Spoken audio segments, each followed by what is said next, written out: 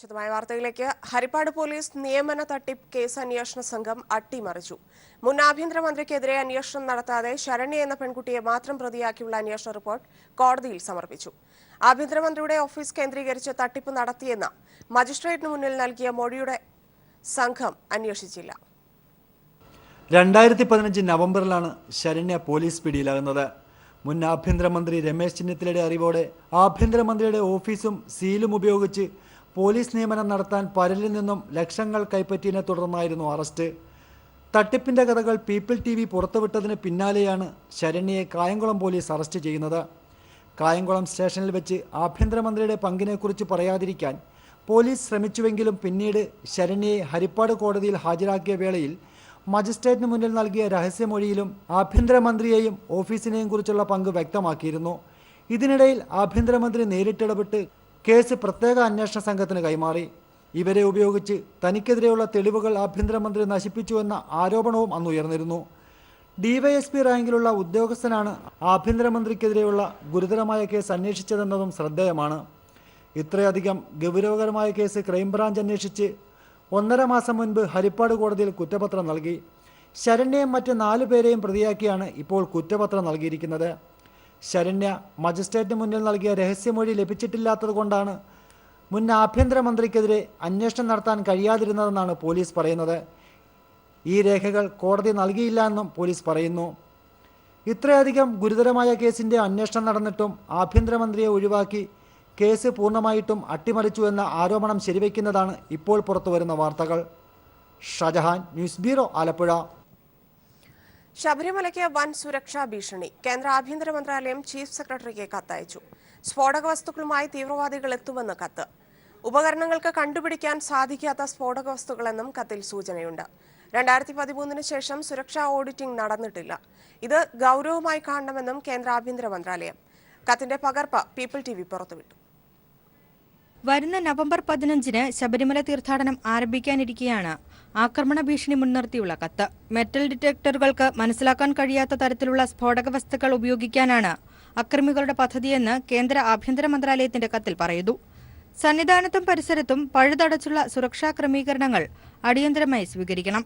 2013 May 27 ശേഷം കഴിഞ്ഞ 2 തീർത്ഥാടന കാലത്തും സുരക്ഷാ ഓഡിറ്റ് ശബരിമലയിൽ നടക്കാത്തത് കത്തിൽ സുരക്ഷാ ക്രമീകരണങ്ങളുടെ വീഴ്ചയായി എടുത്തു പറയുന്നു. 10 ദിവസം മുൻപ് കേന്ദ്ര ആഭ്യന്തര മന്ത്രാലയത്തിന് കീഴിലുള്ള VIP സുരക്ഷാ വിഭാഗം അണ്ടർ സെക്രട്ടറി ശ്രീവാസ്തവയാണ് ചീഫ് സെക്രട്ടറിക്ക് കത്തയച്ചത്. അതേസമയം ശബരിമലയിൽ പഴുതടച്ചുള്ള സുരക്ഷാ ക്രമീകരണങ്ങൾ സംസ്ഥാന പോലീസും ഒരുക്കുകയാണ്.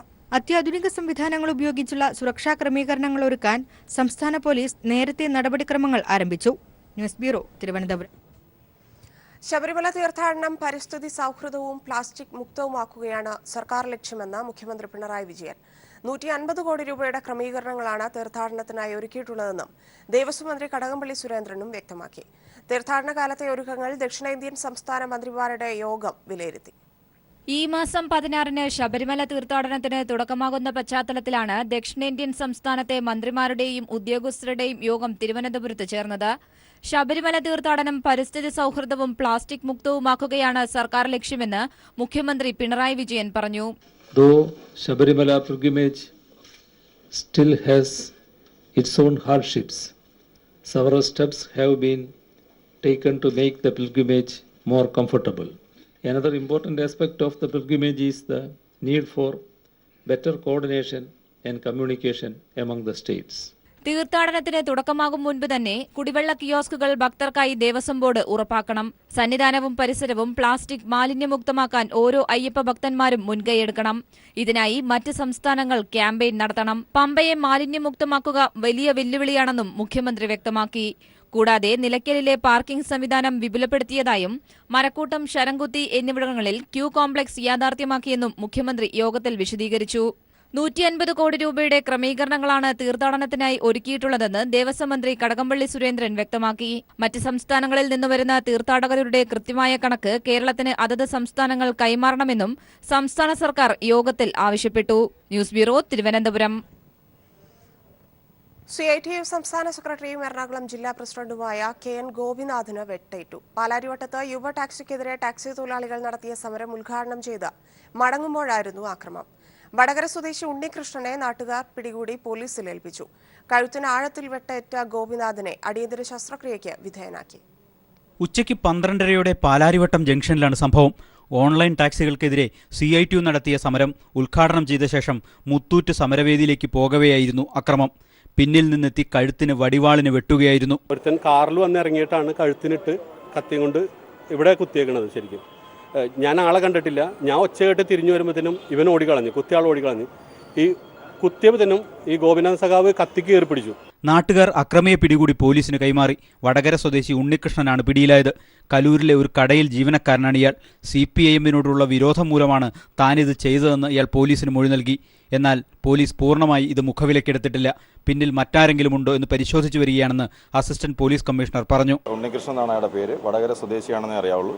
ബാക്കിയുള്ള കാര്യങ്ങൾ അയാളുടെ ഇത് സംബന്ധിച്ചുള്ള കൃത്യത്തിനുള്ള പ്രേരകമായിട്ടുള്ള കാര്യങ്ങളും അതെല്ലാം തന്നെ ശാസ്ത്രീയമായിട്ട് അന്വേഷിച്ച് കണ്ടുപിടിച്ച് ഇതിന്റെ പിന്നിലുള്ള വല്ല ഗൂഢാലോചന ഉണ്ടോ എന്നൊക്കെ അന്വേഷിക്കും. വെട്ടേറ്റ ഗോപിനാഥിനെ എറണാകുളത്തെ സ്വകാര്യ ആശുപത്രിയിൽ അടിയന്തര ശസ്ത്രക്രിയയ്ക്ക് വിധേയനാക്കി. മുറിവ് ആഴത്തിലുള്ളതാണെങ്കിലും ആശങ്കപ്പെടാനില്ലെന്ന് CPIM ജില്ലാ സെക്രട്ടറി P. രാജീവ് പറഞ്ഞു. ഇപ്പോൾ അപകടനിലയല്ല എന്നാണ് ഡോക്ടർ പറഞ്ഞതെങ്കിലും ഒരു വധശ്രമം തന്നെയാണ് നടന്നിട്ടുള്ളത്. അല്ലെങ്കിൽ കഴുത്തിൽ അങ്ങനെ ഒരു കുത്തുവരേണ്ട സാധ്യതയില്ല. ഇപ്പോൾ ഓപ്പറേഷൻ തിയേറ്ററിലേക്ക് കൊണ്ടുപോയിട്ടുണ്ട്. വളരെ ആസൂത്രിതമായൊരു ശ്രമമാണ് നടന്നിട്ടുള്ളത്. ഒരു സമരം ഉദ്ഘാടനം ചെയ്തതിന് ശേഷം മറ്റൊരു പരിപാടിയിലേക്ക് പോകുന്ന സന്ദർഭത്തിലാണ് ഇതുണ്ടായിട്ടുള്ളത്. പാളയം മാർക്കറ്റിൽ നിന്നാണ് കത്തി വാങ്ങിയതെന്ന് പ്രതി പോലീസിന് മൊഴി നൽകിയിട്ടുണ്ട്. ഏതെങ്കിലും ഒരു CPIM നേതാവിനെ വധിക്കുകയായിരുന്നു ലക്ഷ്യമെന്നും ഇയാൾ പോലീസിനോട് പറഞ്ഞു. News bureau, Kochi. RSP മുതിർന്ന നേതാവ് VP രാമകൃഷ്ണപിള്ള അന്തരിച്ചു. വിശദാംശങ്ങളുമായി രാജ്കുമാർ ചേരുന്നു. രാജ്കുമാർ, എപ്പോഴായിരുന്നു അദ്ദേഹത്തിന്റെ അന്ത്യം സംഭവിച്ചത്? മറ്റു വിശദാംശങ്ങൾ കൂടി. ഏതാനും നിമിഷങ്ങൾ മാത്രമേ ആകുന്നുള്ളൂ VP രാമകൃഷ്ണപിള്ള രാഷ്ട്രീയ ലോകത്ത് BPR എന്ന് വിളിപ്പേരുള്ള എന്നും തൊഴിലാളി പക്ഷത്തായിരുന്ന നേതാവ് കൂടിയായിരുന്നു അദ്ദേഹം. VP രാമകൃഷ്ണപിള്ള അന്തരിച്ചിട്ട് ഏതാനും നിമിഷങ്ങൾ മാത്രമേ ആവുന്നുള്ളൂ. തിരുവനന്തപുരത്തെ അനന്തപുരി ആശുപത്രിയിൽ ഏതാനും നാളുകളായി ചികിത്സയിലായിരുന്നു. അദ്ദേഹം ഇവിടെ പറയുമ്പോൾ മക്കളും മറ്റ് ബന്ധുക്കളും പാർട്ടി നേതാക്കന്മാർക്കൊപ്പം തന്നെ അവിടെ ഉണ്ടായിരുന്നു. എപ്പോഴാണ് കൊല്ലത്തേക്ക് കൊണ്ടുവരും തുടങ്ങിയ കാര്യങ്ങളൊന്നും തീരുമാനമായിട്ടില്ല. കൊല്ലം RSP DC ജില്ലാ കമ്മിറ്റി ഓഫീസിൽ ഇത് സംബന്ധിച്ചുള്ള അടിയന്തര യോഗം ചേരുകയാണ്.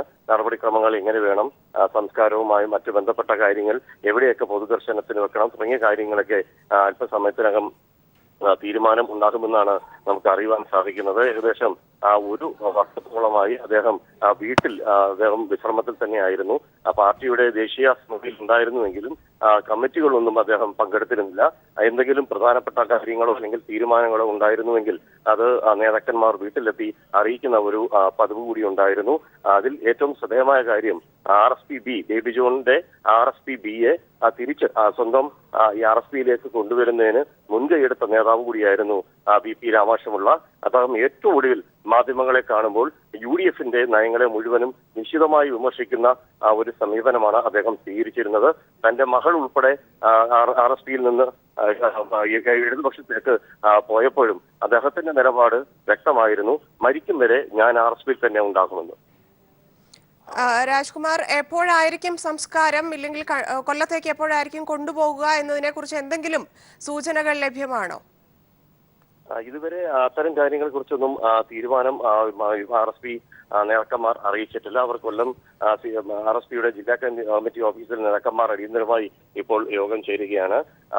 അവരുടെ അനിശ്ചിത നേതാവ് കൂടിയാണ് VP രാമകൃഷ്ണപിള്ള. RSPയുടെ ഉത്ഭവ സമയം മുതൽ തന്നെ UTUCയിലൂടെ തൊഴിലാളി വർഗങ്ങളെ മുഴുവനും കോർത്തിണക്കിക്കൊണ്ട് ഈ കശുവണ്ടി മേഖലയിലും അതുപോലെ തന്നെ ഈ കയർ മേഖലയിലും കരിമണൽ മേഖലയിലുമൊക്കെ തന്നെ തൊഴിലാളികളുടെ ഒരു വലിയ മുന്നേറ്റത്തിന് ഈ VP രാമകൃഷ്ണപിള്ള നേതൃത്വത്തിൽ ഒരു ശ്രമം നടത്തിയിരുന്നു. അദ്ദേഹത്തിന്റെ ഈ വിയോഗത്തിന്റെ അടിസ്ഥാനത്തിൽ RSPയിൽ വല്ലാതെ ഒരു ഞെട്ടൽ തന്നെ ഉളവാക്കിയിട്ടുണ്ട്. എന്തായാലും അദ്ദേഹത്തിന്റെ സംസ്കാരം ഉൾപ്പെടെയുള്ള കാര്യങ്ങൾ എപ്പോഴത്തേക്ക് വേണം, ഞാൻ നേരത്തെ സൂചിപ്പിച്ചതുപോലെ പൊതുദർശനത്തിന് എപ്പോൾ വെക്കണം, അങ്ങനെയുള്ള കാര്യങ്ങളൊക്കെ ഇനി ആ തീരുമാനം വരാനിരിക്കുന്നതേ ഉള്ളൂ.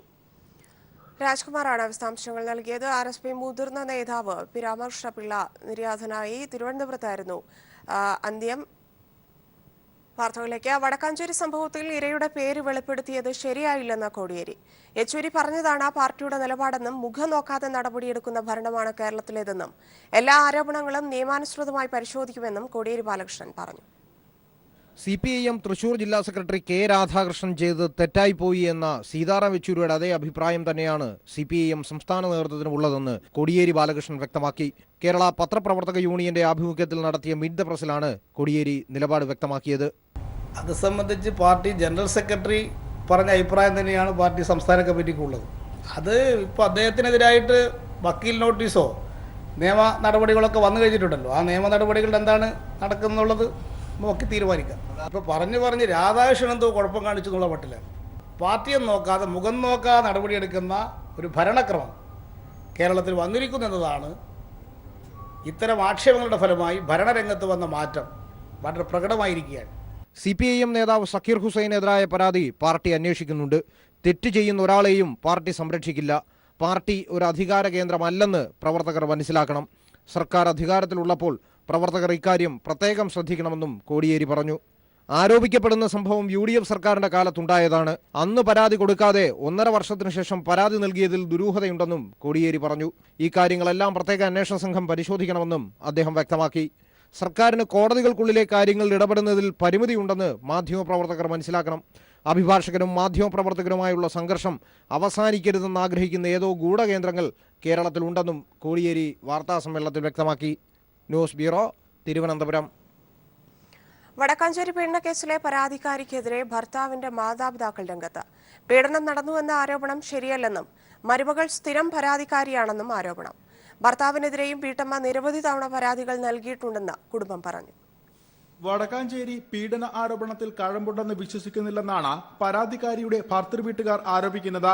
മരുമകൾ പണം തട്ടാൻ സമർത്ഥയാണെന്നും ജില്ലയിലെ പോലീസ് സ്റ്റേഷനുകളിൽ സ്ഥിരം പരാതിക്കാരിയാണെന്നും കുടുംബം പറഞ്ഞു. ഇവരൊക്കെ കാരണം കൊണ്ടും പൈസ വാങ്ങാനും അത് വാങ്ങിയവർക്ക് തിരിച്ചു കൊടുക്കാതിരിക്കാനും നല്ല വിരുദ്ധനുള്ളവരാണ്. അവളിനെ എനിക്ക് സത്യമായിട്ട് ഞാൻ ഒരു വകയ്ക്കും അവളിനെ വിശ്വസിക്കില്ല. വീട്ടിൽ കലഹങ്ങൾ പതിവായിരുന്നുവെന്നും മകനെതിരെ നിരവധി തവണ പരാതിക്കാരി കേസ് നൽകിയിട്ടുണ്ടെന്നും വീട്ടമ്മയുടെ ഭർത്താവിന്റെ മാതാപിതാക്കൾ പറയുന്നു. രാത്രി ഒരു 12 മണി വരെ ഇവർക്കവിടെ പ്രശ്നമില്ല. ഒരു 12 മണിയായി ഇവൾക്ക് ഇളകി ഓടും. ഏത് പോലീസ് സ്റ്റേഷനിൽ പോയി ചോദിച്ചാലും ഉള്ള കേസുകൾ കിടക്കും. രാത്രി പോയി കേസ് കൊടുക്കും. ഇപ്പം ഇന്ന് വടക്കാഞ്ചേരിക്ക് ഓടിയ വടക്കാഞ്ചേരി പോലീസ് സ്റ്റേഷനിൽ പോയി കേസ് കൊടുക്കും. നാളെ തൃശ്ശൂർക്ക് വന്നിട്ട് പിറ്റേ ദിവസം പോയിട്ട് ആ കേസ് പിൻവലിക്കും. വീട്ടിൽ നിന്ന് പണം വാങ്ങാൻ ഭീഷണി മുഴക്കാറുണ്ടെന്നും വെളിപ്പെടുത്തലുണ്ട്. പിന്നെ ഞങ്ങളെ പേടിപ്പിക്കാൻ മണ്ണെണ്ണ ഒഴിക്കും. വാടക വീട്ടിലിരിക്കുമ്പോഴും മണ്ണെണ്ണ ഒഴിക്കുള്ളൂ. എന്നാൽ കത്തിക്കാനല്ല, ഞങ്ങളെ പേടിപ്പിക്കാൻ. ഭീഷണികൾ പതിവായപ്പോൾ മെഡിക്കൽ കോളേജ് പോലീസ് സ്റ്റേഷനിൽ മരുമകൾക്കെതിരെ കേസ് നൽകിയിട്ടുണ്ട്. 10 വയസ്സും 8 വയസ്സും പ്രായമുള്ള കുട്ടികളെ പരാതിക്കാരി തിരിഞ്ഞു നോക്കുന്നില്ലെന്നും കുട്ടികൾ ഭർത്തൃവീട്ടിലാണെന്നും കുടുംബം വ്യക്തമാക്കി. News bureau, Thrissur.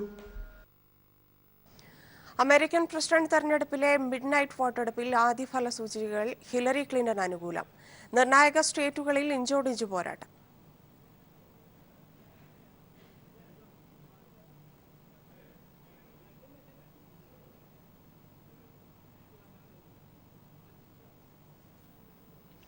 വികസനത്തിന് പണം കണ്ടെത്താനാണ് കേരള ബാങ്ക് രൂപീകരിക്കുന്നതെന്ന് മുഖ്യമന്ത്രി പിണറായി വിജയൻ.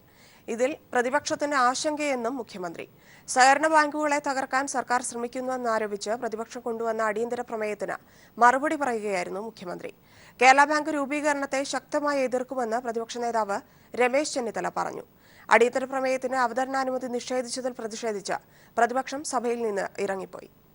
കേരളത്തിലെ 14 ജില്ലാ സഹകരണ ബാങ്കുകളിൽ 10 അംഗ സമിതി നടത്തുന്ന പരിശോധന അവയെ തകർക്കാനുള്ള സർക്കാർ ശ്രമത്തിന്റെ ഭാഗമാണെന്നാരോപിച്ച് പ്രതിപക്ഷത്തു നിന്നും പി അബ്ദുൽ ഹമീദ് MLA ആണ് അടിയന്തര പ്രമേയത്തിന് അനുമതി തേടിയത്. കേരള ബാങ്കിന്റെ മറവിൽ ജില്ലാ സഹകരണ ബാങ്കുകളെ കൊള്ളയടിക്കാനാണ് സർക്കാർ ശ്രമിക്കുന്നതെന്നും അബ്ദുൽ ഹമീദ് ആരോപിച്ചു. എന്നാൽ ജില്ലാ സഹകരണ ബാങ്കുകളിൽ ക്രമവിരുദ്ധമായ കാര്യങ്ങൾ നടക്കുന്നതായി നിരവധി പരാതികൾ ഉയർന്ന സാഹചര്യത്തിലാണ് അന്വേഷണമെന്നും രാഷ്ട്രീയ ദുരുദ്ദേശമില്ലെന്നും സഹകരണ ബാങ്കുകളുടെ വിശ്വാസ്യത വർദ്ധിപ്പിക്കാനായാണ് പരിശോധനയെന്നും മന്ത്രി AC മൊയ്തീൻ പറഞ്ഞു. ഭാവി വികസനത്തിന് സഹകരണ മേഖലയെ പ്രയോജനപ്പെടുത്താനാണ് ശ്രമമെന്നും സഹകരണ ബാങ്കുകളെ കൊള്ളയടിക്കുന്നുവെന്ന പ്രതിപക്ഷത്തിന്റെ വ്യാഖ്യാനം രാഷ്ട്രീയ പ്രേരിതമാണെന്നും മന്ത്രി വ്യക്തമാക്കി. ക്രമക്കേടുണ്ടെന്ന് വരുത്തി തീർത്ത് ജില്ലാ സഹകരണ ബാങ്കുകൾ പിടിച്ചടക്കാനുള്ള നീക്കമാണ് നടക്കുന്നതെന്നും കേരള ബാങ്കിനെ ശക്തമായി എതിർക്കുന്നുവെന്നും പ്രതിപക്ഷ നേതാവ് രമേശ് ചെന്നിത്തല പറഞ്ഞു.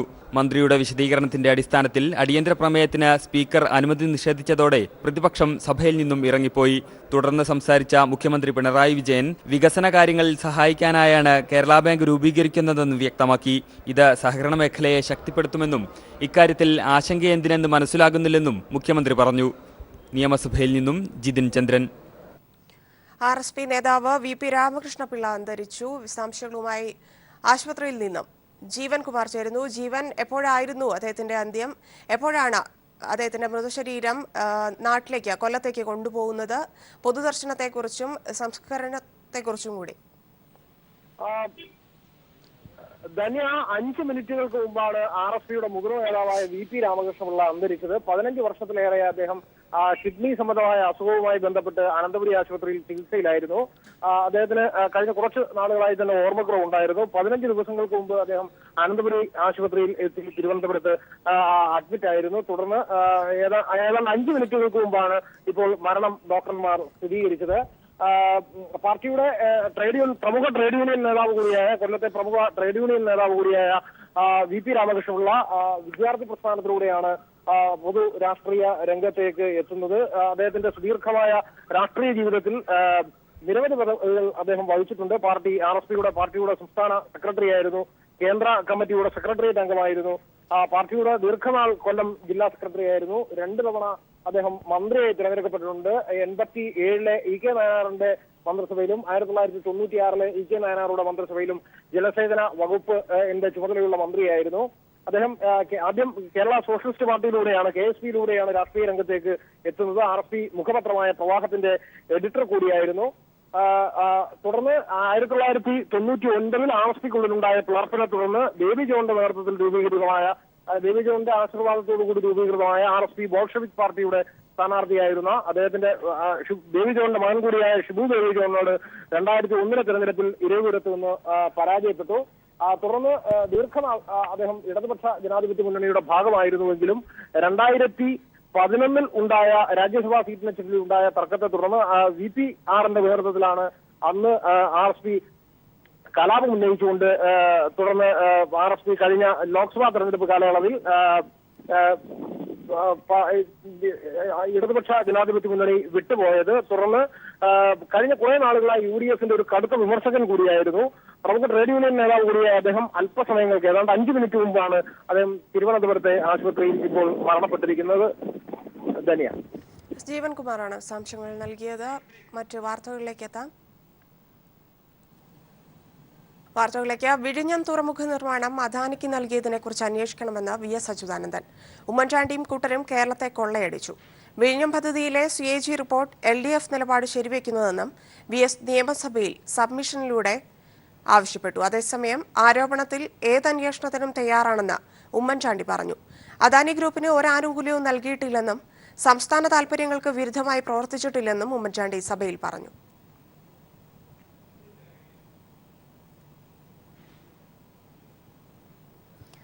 ഗുണ്ട മാഫിയ ബന്ധം ആരോപിച്ച് പോലീസിൽ കൂട്ടസ്ഥലം മാറ്റം. കാലടി സ്റ്റേഷനിലെ 10 പോലീസുകാരെ സ്ഥലം മാറ്റി. 4 ഗ്രേഡ് SIമാരെയും സ്ഥലം മാറ്റി.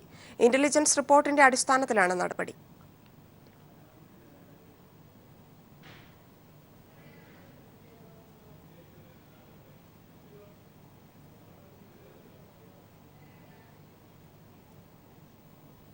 മനേകാ ഗാന്ധിക്കെതിരെ വ്യത്യസ്തമായ സമരവുമായി പരിസ്ഥിതി പ്രവർത്തകനും കലാകാരനുമായ സുരേന്ദ്രൻ കുക്കാനം. കലക്ടറേറ്റിന് മുന്നിൽ പട്ടിക്കൂട്ടിൽ കിടന്ന് ചിത്രം വരച്ചുകൊണ്ടാണ് സുരേന്ദ്രൻ പ്രതീകാത്മകമായി പ്രതിഷേധിച്ചത്.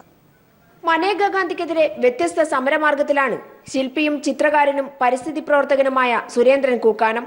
തെരുവു പട്ടിശല്യം രൂക്ഷമായ സാഹചര്യത്തിൽ കലക്ടറേറ്റിന് മുന്നിൽ പട്ടിക്കൂട്ടിലിരുന്ന് ചിത്രം വരയ്ക്കുകയാണ് ഈ കലാകാരൻ. സ്വയം രക്ഷയ്ക്കായി മനുഷ്യൻ പട്ടിക്കൂട്ടിൽ കിടക്കേണ്ട ഗതികേടിലാണെന്ന ആശയം കൈമാറുകയാണ് പ്രതീകാത്മക സമരത്തിലൂടെ സുരേന്ദ്രൻ ചെയ്യുന്നത്. പട്ടിയെ കൊന്നാൽ കാപ്പ ചുമത്തണമെന്ന മനേകാ ഗാന്ധിയുടെ പ്രസ്താവനയുടെ പ്രതിഷേധമായിരുന്നു സമരം. കാരണം ഈ സമരം ചെയ്യുന്നത് മനേകാ ഗാന്ധി അറിയാൻ വേണ്ടിയിട്ടാണ്. കാരണം അവരാണ് ഈ മൃഗസ്നേഹിയായിട്ടുള്ള കേന്ദ്രമന്ത്രി. പട്ടികളെ സംരക്ഷിക്കേണ്ടതാണ്. പക്ഷെ മനുഷ്യന്റെ ജീവന് ഒരു വിലയും കൊടുക്കാതെ അവർ പട്ടികളെ സംരക്ഷിക്കുക, പട്ടികളെ കൊല്ലുന്നവർ കാപ്പ എന്ന ഭീകരനെ വെച്ച് അറസ്റ്റ് ചെയ്യുന്നതാണ് അവർ കഴിഞ്ഞൊക്കെ പ്രസ്താവിക്കുന്നത്. കാരണം പിന്നെ ആരാണ് ഇതൊക്കെ ഈ മനുഷ്യന്റെ ജീവിതം സംരക്ഷിക്കേണ്ടത്? മനേകാ ഗാന്ധി നിലപാട് മാറ്റിയില്ലെങ്കിൽ മനേകാ ഗാന്ധിയുടെ വീടിന് മുന്നിൽ സമരം മാറ്റുമെന്നാണ് സുരേന്ദ്രന്റെ നിലപാട്. News bureau, Kannur.